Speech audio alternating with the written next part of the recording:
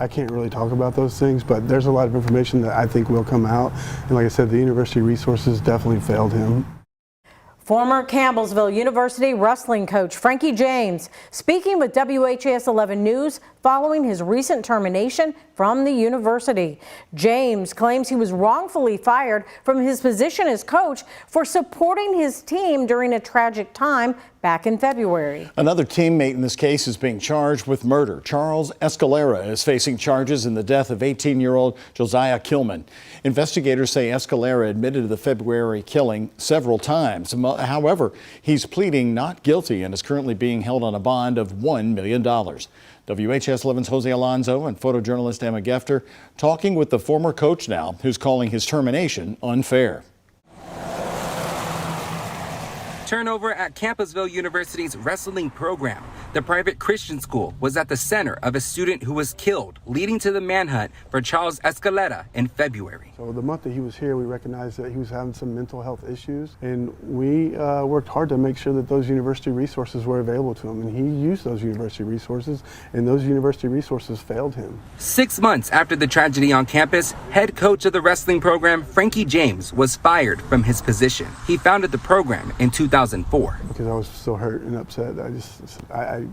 How do you treat someone like this? You know, we're a private Christian school. You know, you're not doing what's best for your students or your longtime employees right now. What is going on? It just feels like a betrayal, and they've just needed someone to kind of put this on, and so yeah, they're making me the scapegoat. Is what it seems like. Yeah. For the first time, he's speaking out on what he's calling an unjust firing. His termination letter says he was discharged with cause as a result of how he interacted with his team during this tragic time. Our team healed, and we were moving on, and we were ready to go and start a new season and start a new year. And like I said, a week before, you wait until a week before to make this decision. It happened in February. How do you wait 6 months to make this decision when everybody's healed up?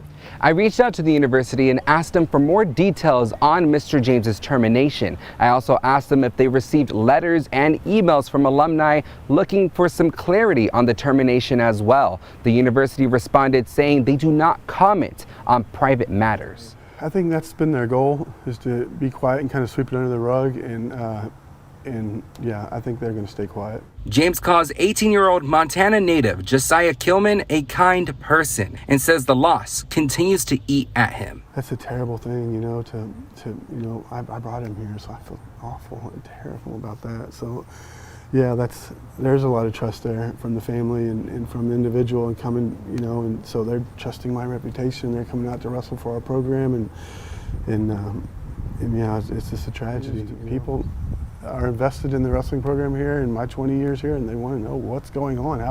How could a private Christian university treat someone this way? A new semester on campus with many questions left unanswered. In Campbellsville, Jose Alonso, WHAS 11 on your side. That termination letter also stated that the former coach can no longer speak with current students or be on campus without permission. James says he still has personal items on campus he's trying to get back, but Campbellsville University won't answer him or his lawyer.